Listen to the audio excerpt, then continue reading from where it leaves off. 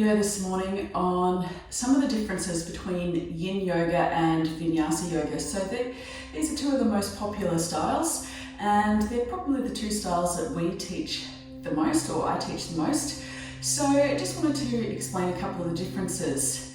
So first of all, Yin yoga tends to be a lot slower, whereas Vinyasa tends to be a lot quicker. So for instance, some of the poses you might get in the two classes are the same, but in a Yin class, you might hold, say, a pigeon pose, which is something like so, and we might fold forward. We might hold this in a Yin class for about 4 or 5 minutes to really let some of the connective tissue and some of the muscles strengthen or soften and lengthen and stretch out. Whereas in a Vinyasa class, we might hold it for a shorter period of time and in a more flowing sequence. So this is more of our Yin variation, but then in a Vinyasa class, we might mix it up, coming from say a down dog, we might lift up, come up and over and stretch out. We might fold forward towards the end of a Vinyasa class, and it might be quite a short hold.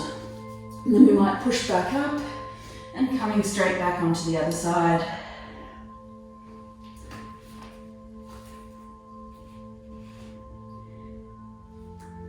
Then we might push back up.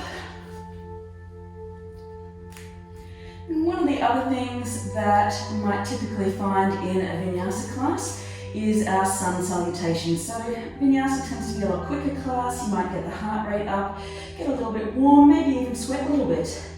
So our sun salutations, rising all the way up. Hands might start in heart center. Inhale, lifting up. Exhale to fold. Inhale, halfway lift. Exhale to fold. We might plant the hands and either step or float back straight into our chaturanga. Inhale, up dog or cobra, so cobra being our lower version. And then exhale, roll over the toes, pushing all the way back up to down dog. And then we might move into our flow. So the warrior series is another thing you might typically see in a Vinyasa class. Lifting up, maybe a crescent lunge. Maybe opening out to warrior two. So these are very strong poses. You might mix them up a little bit. You might even come into a warrior three, which is one of our balance poses. Beautiful.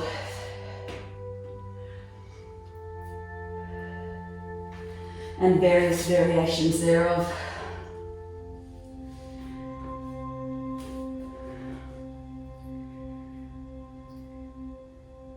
So quite an active style of yoga.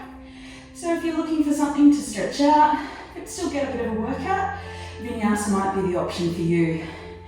If you're looking for something a bit calmer and to give you a little bit of a stretch, then Yin might be more what you're looking for.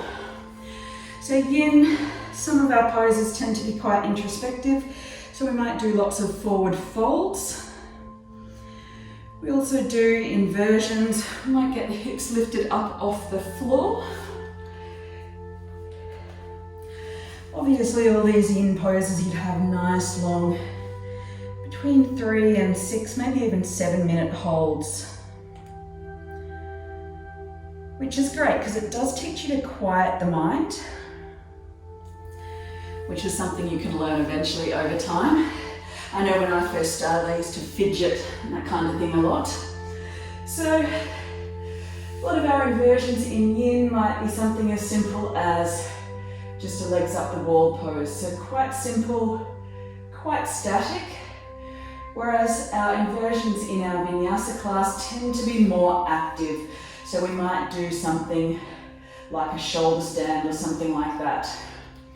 Obviously, if you find your shoulder stand is not an option for you on the day, by all means, you can still take the Yin variation and do your legs up the wall.